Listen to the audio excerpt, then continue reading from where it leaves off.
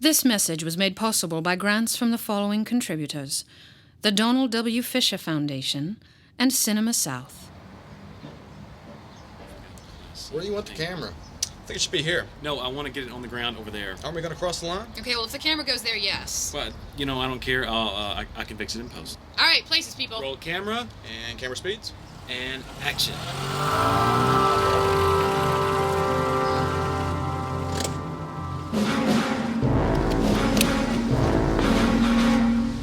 Cut.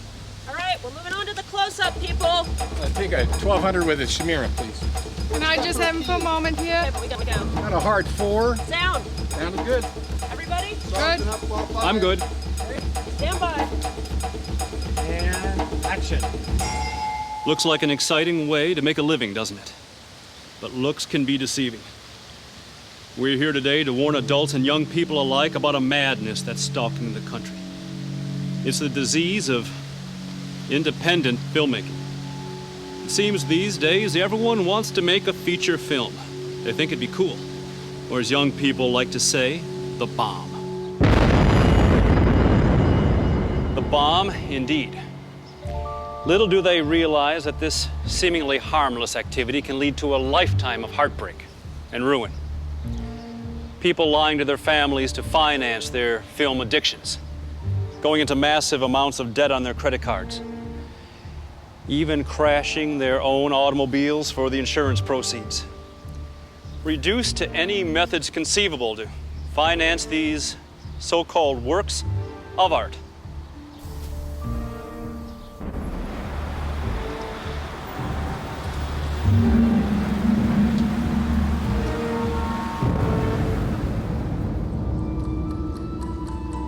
And it can happen to you. So be on the lookout for people that are hooked, or might be trying to get you hooked.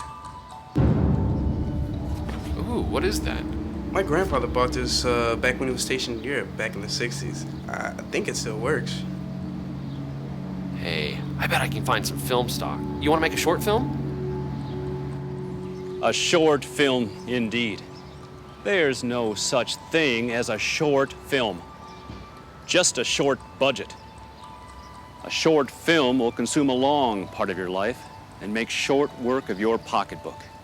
Soon you'll be calling film labs, asking for their short ends, while all the while telling loved ones you've been losing money gambling. Honey! I just received a phone call from a collection agency regarding a film lab and a telecine bill. What the hell is telecine? Another sign is the delusional belief that you can make a feature film for $7,000. Did you hear about the film that Kaganoff shot on his cell phone camera? Yeah, the guy sold his blood for a year to fund the post-production, and it's made $100 million. No, we could do that.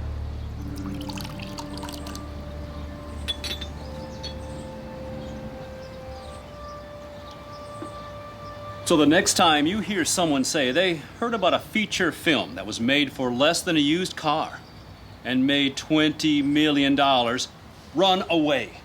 This person's delusional.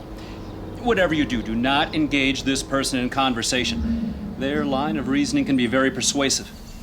In a matter of minutes, you could be enticed into a way of life that brings untold suffering to thousands, just like you.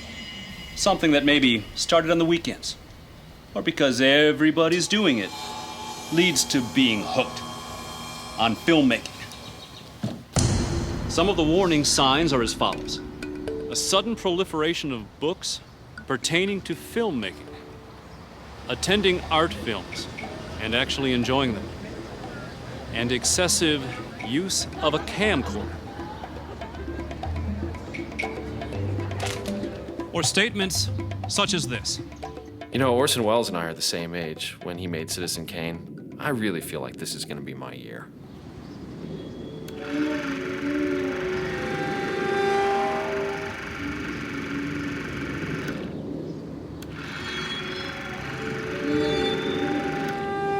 And it only gets worse. Eventually, the disease steadily eats away at the independent filmmaker until they hit rock bottom. I just love puppies. You know, they don't allow us to have puppies in here, and they're so lovable. Well, Mrs. Johnson, that's exactly what my film is about. It's about puppies and finding homes for orphan puppies. Oh, we're gonna have to find homes for the puppies. Well, you're going to do exactly that. We're going to find homes for all those puppies. If I could just get you to sign right here, and right here, and right here, and initial right here, we could start finding homes for all those orphan puppies today. Thank you. Thank you. Not a pretty sight.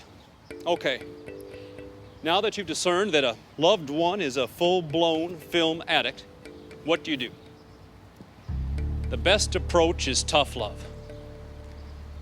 That's right, you're going to have to do an intervention. Oh, sure, they'll act at first like they don't know what you're talking about, but that's to be expected. They are in denial. I said I'll pay everybody back, okay? It's not the money. You're not in control anymore. I can handle it. Like I said, I'll pay this off as soon as I can. Well, as soon as I can make my deal at Sundance. Their protests of innocence are a desperate call for help. So you must remain firm and realize that your loved one may suffer from indie fever for the rest of their lives. And there will be relapses, so you must remain vigilant. And whatever you do, do not let them get near a camera. There may be support groups in your area for people suffering from this disease. If that's not successful, seek the help of a professional. With time and counseling, these people may return to becoming productive members of society. Okay, here are your menus. I'll be back in just a minute to take your drink order and to tell you about tonight's specials. Therefore, no stigma should be attached to people suffering from this insidious disease. But it does make one pause to think about the cost of indie fever. People who could have made a difference to mankind, becoming scientists, doctors, teachers, instead throwing away the best years of their lives pursuing a foolish addiction. We must never forget that indie fever can strike anyone, anywhere, at any time. With time, and hopefully one day with research, there may be a cure. But for now, prevention and early intervention are the only hope. If we can save just one person from the agony and misery caused by independent filmmaking, it'll be worth it. Remember, friends don't let friends make independent films! If you or someone you know suffers from indie fever, please contact www.indiefever.org.